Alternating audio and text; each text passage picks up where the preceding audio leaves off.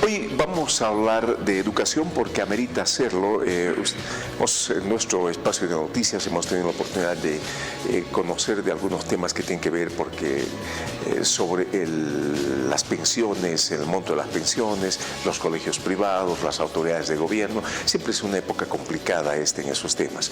Pero claro, al margen de estos temas coyunturales, hay temas que considero que son importantes de abordar, y para ello hemos invitado al sociólogo especialista en temas que tienen que ver con la educación, René Alcón, a quien agradecemos la gentileza el aceptar esta invitación. René, muchísimas gracias por la amabilidad. A usted más bien, gracias Omar por la invitación. Muchas gracias. A ver, yo quisiera, porque demos una mirada primero evaluativa a cómo podemos entender la gestión que ha terminado, la desde 2023, para en base a eso intentar visualizar qué es lo que puede pasar en 2024. Bien, el 2023, pues en el ámbito de la educación, lo que ha marcado principalmente la agenda ha sido este conflicto entre el gobierno y el magisterio, ¿no? El sector de todos los profesores. Eso ha marcado, creo, agenda el año pasado, y a propósito de la reivindicación que ellos estaban planteando, se ha retomado algunas otras peticiones, solicitudes reivindicativas, sí, de mucho tiempo atrás. ¿Y cuál ha sido el detonante de todo esto? Pues ha sido los cambios en el tronco común curricular, en la malla curricular, que obviamente lo hace el Ministerio de Educación a través del Viceministerio de Educación Regular. No, creo que estos cambios, estos ajustes que se han realizado, no han sido bien vistos por el magisterio, aunque tiene cosas buenas, pero también tiene algunas cosas cuestionables, ¿no?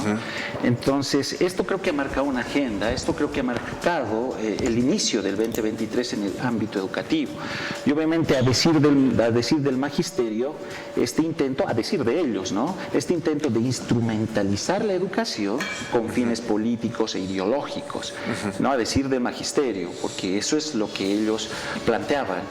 Pero también hay que entender que hay cosas interesantes en estos cambios que han hecho, ¿no? Y esas cosas interesantes, la incorporación de las nuevas tecnologías, por ejemplo, el marketing digital, por ejemplo, también el tema de contenidos más al cuidado del medio ambiente, la robótica, por ejemplo, pero otros temas un poco polémicos, como el tema de la sexualidad, ¿no? O como la historia crítica, cómo se enfoca algunos cambios en la historia que no ha sido bien visto por el magisterio, obviamente, y por los profesores.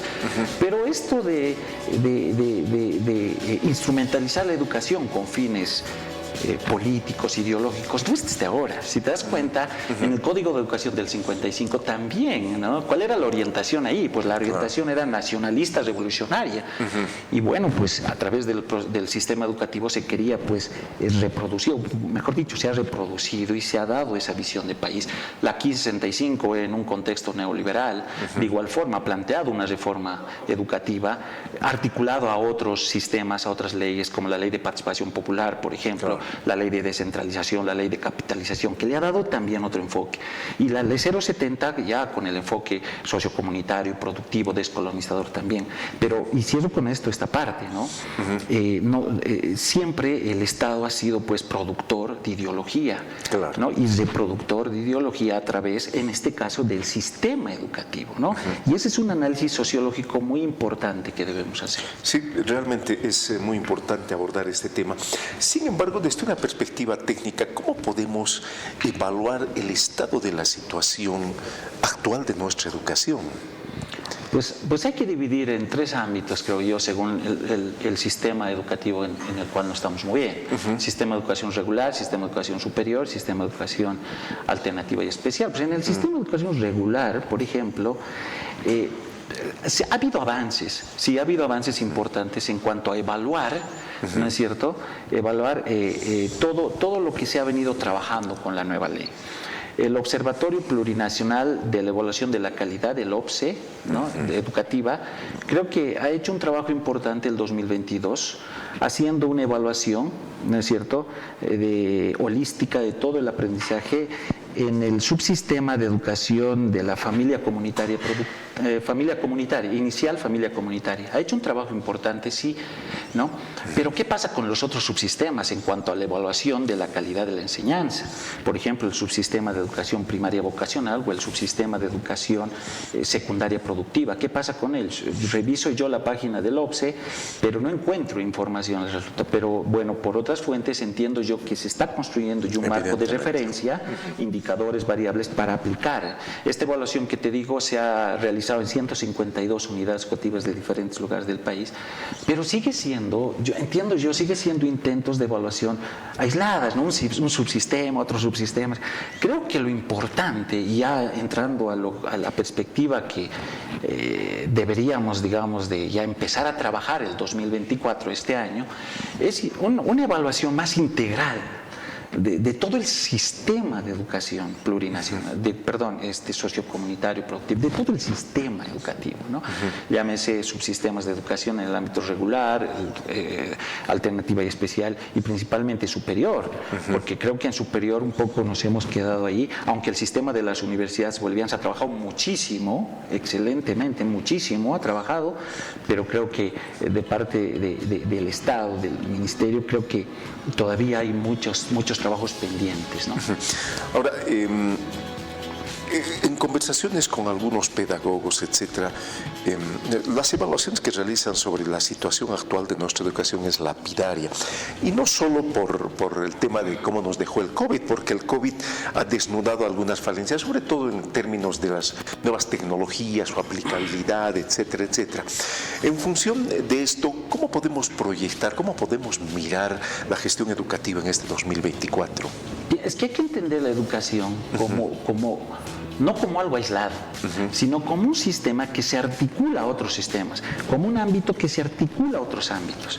No puede estar aislado la educación, por ejemplo, del ámbito económico, político, cultural y principalmente social.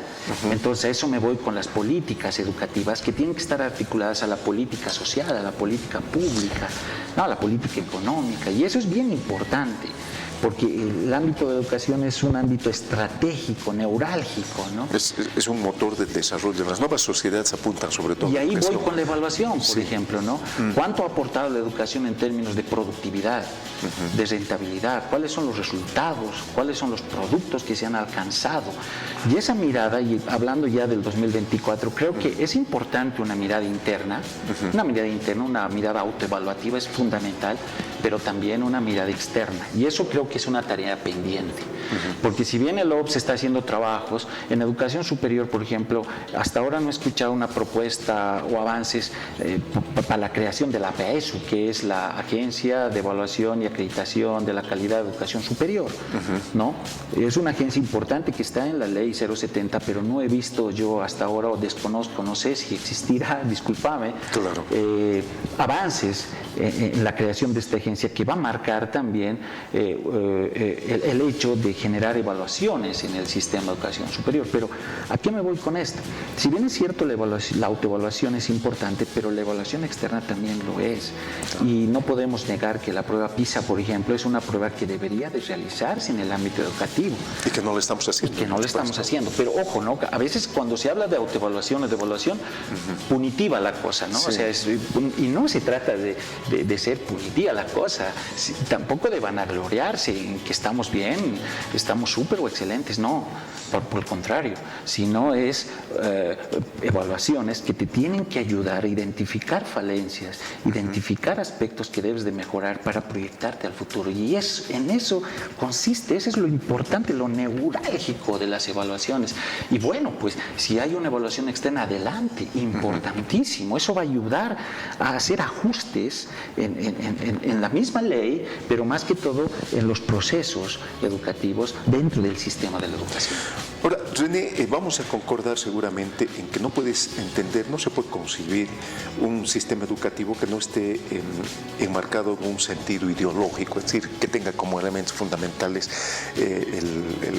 un contenido ideológico de las estructuras de poderes del país, seguramente, o de los momentos propios políticos del país. Dadas estas características, sin embargo, ¿por qué nuestro país no puede avanzar generando consensos en el marco incluso de esas diferencias ideológicas? Es decir, decir, que los diferentes actores educativos sean partícipes de encontrar consensos. Pareciera que los gobiernos que entran en unas contradicciones muy fuertes con los actores fundamentales, que son los maestros sobre todo, y entonces hay rupturas que están impidiendo que haya una articulación de consenso que permita avanzar de mejor manera en el sistema educativo. Claro, porque yo he visto que últimamente, en los últimos años, se ha dejado de lado un poco el tema educativo y se ha centrado más en el ámbito político, ¿no? Y así se ha establecido la agenda, por ejemplo, en estos últimos años, ¿no? El político, pues, está visto en el rédito político, ¿no?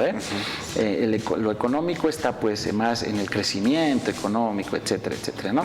En lo cultural también, en procesos. Pero, ¿qué pasa con el ámbito educativo? Dijimos en un inicio que el ámbito educativo es el aspecto central y neurálgico.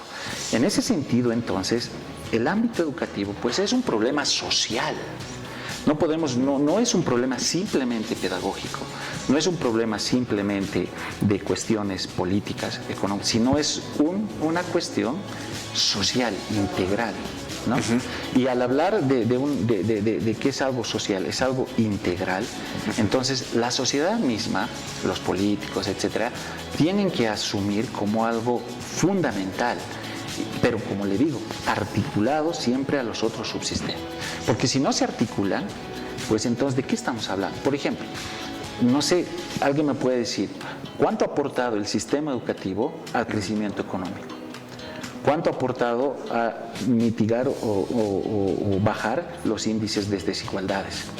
¿Cuánto ha aportado, por ejemplo, a reducir la pobreza? Aunque la pobreza extrema se ha trabajado mucho, hay que ponderar eso, pero la pobreza media y moderada todavía aún sigue. ¿Cuánto aporta el sistema educativo, ¿no ve?, a resolver esos problemas neurálgicos coyunturales? Por eso decía un principio que la educación es un todo integral, ¿no? Y se lo tiene que ver de ese sentido. Tiene que ser preocupación de la sociedad misma, de los políticos mismos, ¿no es cierto?, de las universidades, de los maestros y de todos los actores centrales que están inmersos en la educación. Ahora, René es optimista de que, dado el contexto que en este momento vive nuestro país, ya de un proceso prematuro políticamente electoral, puedan generarse cambios en este 2024 o 2025. Claro, ahora los políticos, bueno, los partidos políticos en época electoral, antes siempre se ha hablado de cobertura. No, hay que emplear, la escuela tiene que llegar a los lugares más recónditos del país. Bueno, pues tenemos aproximadamente 3 millones de estudiantes, ¿no? Y alrededor de 170,000 maestros. ¿Cuánto es el presupuesto que se destina a educación? Por ejemplo, creo, si no estoy mal, son 26,000 millones de bolivianos que se destina. En términos de género, por ejemplo, 51% son varones, 49% son mujeres, 90% están inmersos en la educación pública, 10% en la educación privada, etcétera. Está bien, son datos estadísticos que te avisoran. La matrícula se ha trabajado bastante y eso hay que ponderar. Ha habido incentivos como el bono Juancito Pinto, etcétera, que ha incrementado la matrícula y el crecimiento, pues que toda la población vaya a las unidades escolares. Está bien, pero ¿qué avisora ahora? La calidad. Y la calidad va en sentido también de darle las condiciones necesarias al maestro para el trabajo que viene realizando. O sea, no podemos nosotros echar la culpa al profesor tal vez de los limitados resultados que está obteniendo. No, sino tenemos que nosotros también responsabilizar al Estado, al gobierno, en cuanto a las condiciones que está brindando. Ahora, no es que no está haciendo nada.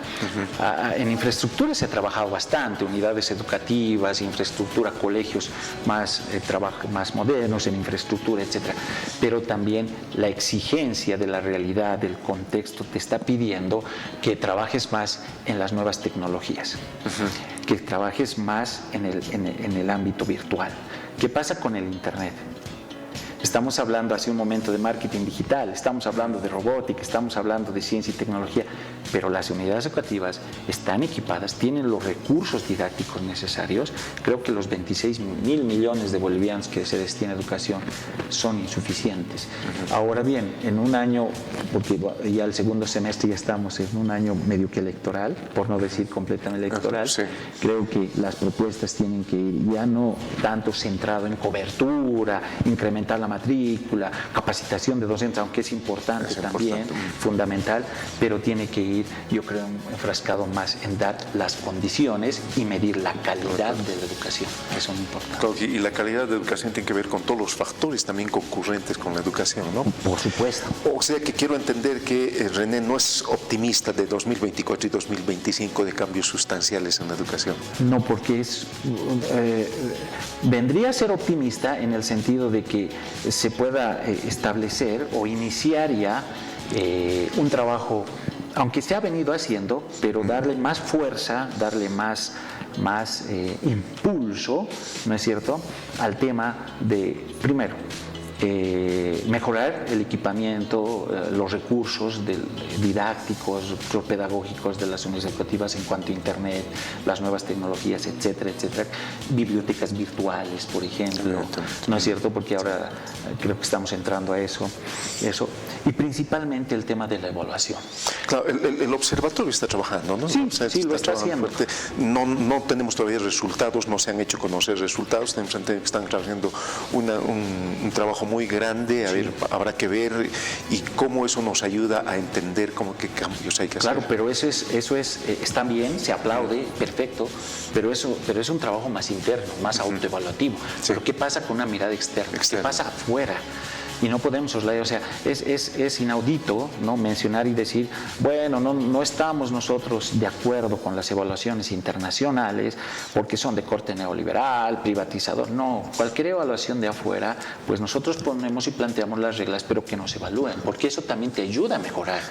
Uno se mira al espejo y puede considerarse el más apuesta, pero cuando otras personas lo ven, pues siempre algún defecto o algo va a poder captar. Y eso te ayuda a arreglarte y a mejorar. Pues es eso el tema de las evaluaciones. Me parece que eso es una tarea que se debe de empezar ya a iniciar, o mejor dicho, empezar ya a dar vistas, a visorarse, a dar tal vez resultados, ¿no ve?, de todo el trabajo que entiendo yo el observatorio lo está realizando, no es que no, lo está realizando, pero ese tema de las evaluaciones, de la calidad, de la infraestructura, de las condiciones, el presupuesto, creación de ítems, etcétera, etcétera, que también llega a ser más allá de una demanda, una necesidad importante.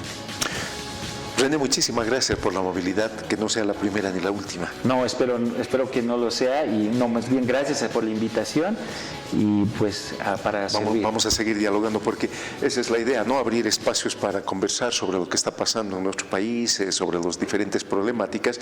Eso seguramente que nos va a ayudar a encarar una serie de tareas múltiples. Muchísimas gracias. Perfecto, René. muchas gracias. René Halcón es docente de nuestra institución, especialista en temas que tienen que ver con la educación, y lo estaremos invitando más regularmente.